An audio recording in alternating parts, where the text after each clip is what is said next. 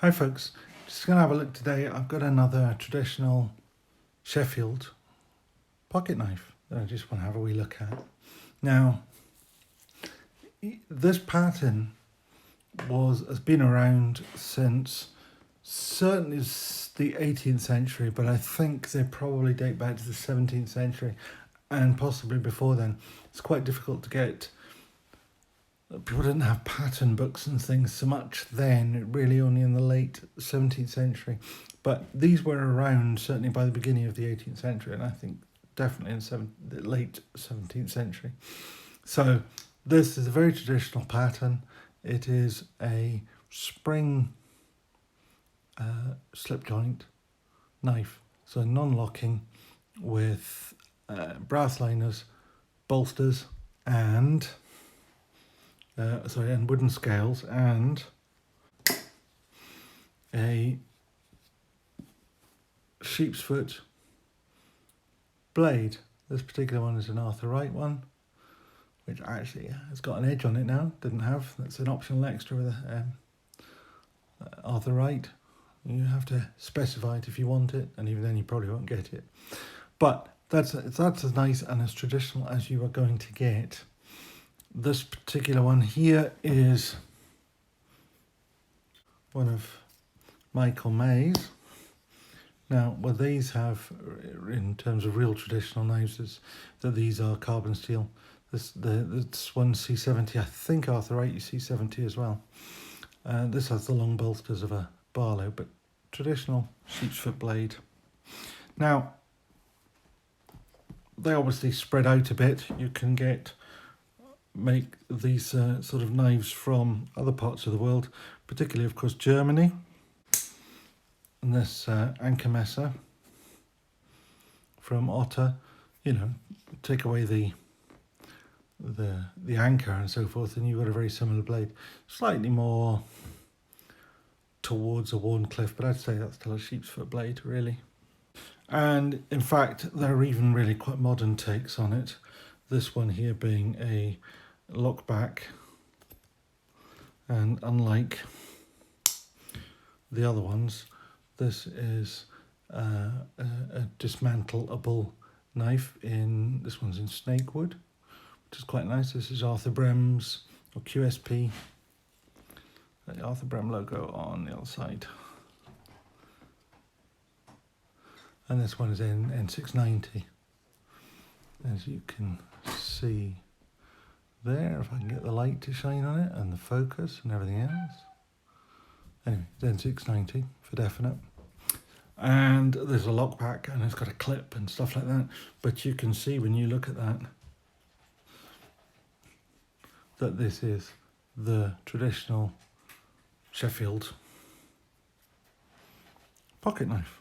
There's a wicked action on it. You have to be very careful when you're shutting it because it'll slice your fingers, and it also comes extremely sharp. Extremely sharp. Now, you saw this one a little while ago. This is one of my Taylor's Eyewitness knives. Now this, unlike some of my Barlows, has a relatively light action. It's relatively easy to open. Nice polished blade. Taylor's Eyewitness logo. They've been around since 1838 or something like that. They've certainly been making knives like this all of that time. This one is in Amboina burl. Really nice figuring in this. That kind of knot in the middle of it. It's just really nice. This is a plain back version. Well, I've got another one. Basically the same knife, but this one is in ironwood and has worked back. So all this file work along the spine and onto the blade. Now it goes around the bottom as well. Barehead knife, but now these also, they have steel liners, unlike the Barlows and things that they do. So this is kind of, it's a basic working man's pattern knife, but these are really posh versions of the working man's pattern knife, because this one has got really, really, really nice desert ironwood, which is only native to the deserts of Arizona, nowhere else in the world. So you can hardly call that a traditional Sheffield material, but it's still a very traditional Sheffield design of knife, made by Lee White.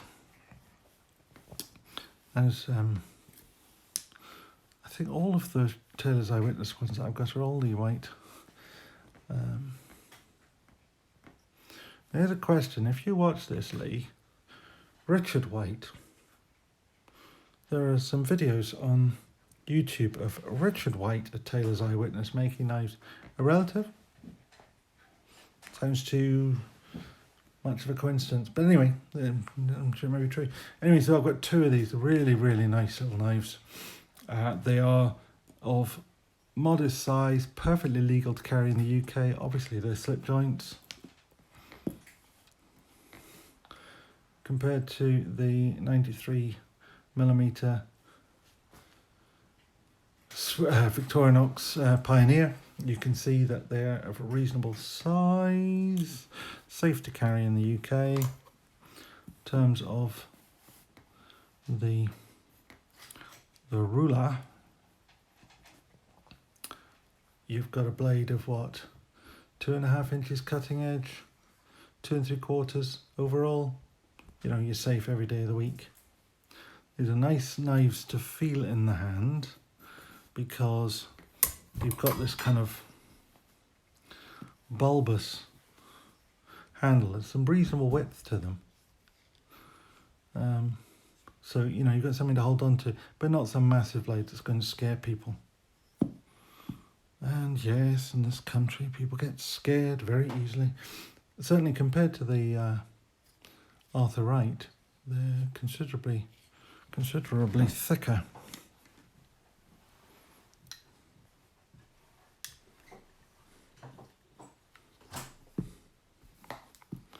Do a comparison here without taking all your time. You can see obviously the difference in thickness. A much chunkier knife.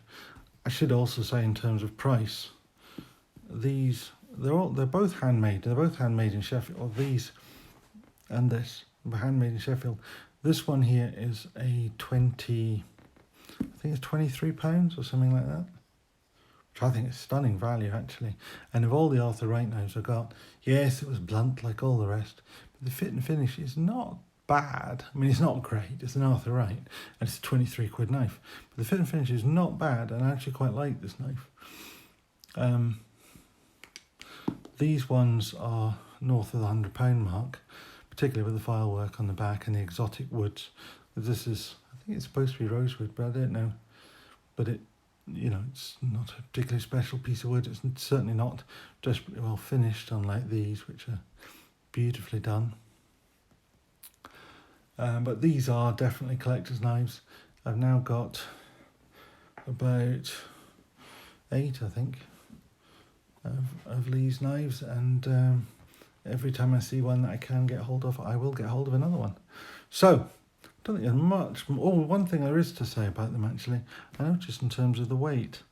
Now, I just noticed this when I was putting them out. So, someone's put the scales on so that it's a hard surface, because this is not a hard surface. So, put the scales on. This is new. I'm moving into the high-tech world of knife reviewing. So this one weighs 68.8 grams.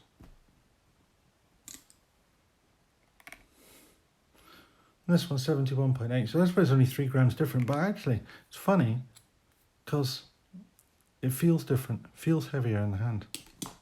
Arthur Wright, just for comparison, 65 grams. That feels really light. It's amazing. This is the James May, just for comparison. 80, yeah, that's a chunk. That's a chunk. I think it is cherry or oak, I can't remember. It's a good solid bit of lump of wood, that, and it's big bolsters too. Really nice knife. Anyway, let's take them out of the way. Yeah, it's funny actually. You know, that does feel, it might only be 3 grams, but it really feels much heavier. Strange. Anyway, Now for my drivel. This is really turning into genuine drivel this time. So I showed you the size. I don't think I have anything much more to say about them. I just love these knives. And I'll say I will continue to collect these whenever the opportunity arises. They're obviously handmade because although they're supposed to be the same pattern, one blade is markedly narrower than the other. And obviously they feel different in the hand. But they're just lovely. I love these knives. Really love these knives. So if you get a chance to have a look for one of these, do. But they're really hard to get hold of. I buy them through the Bakewell Cookshop. They have some occasionally. You have to kind of make friends if you're going to get anywhere there because they don't always appear on their website.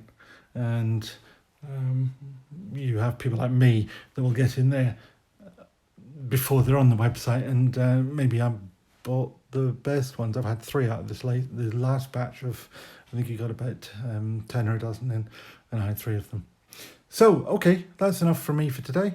Thank you very much. If you like this stuff, please put the thumbs up thing. And if you want more of this, and there's another one of these to come shortly, and a few other bits and pieces, then please subscribe. Thank you very much. Bye.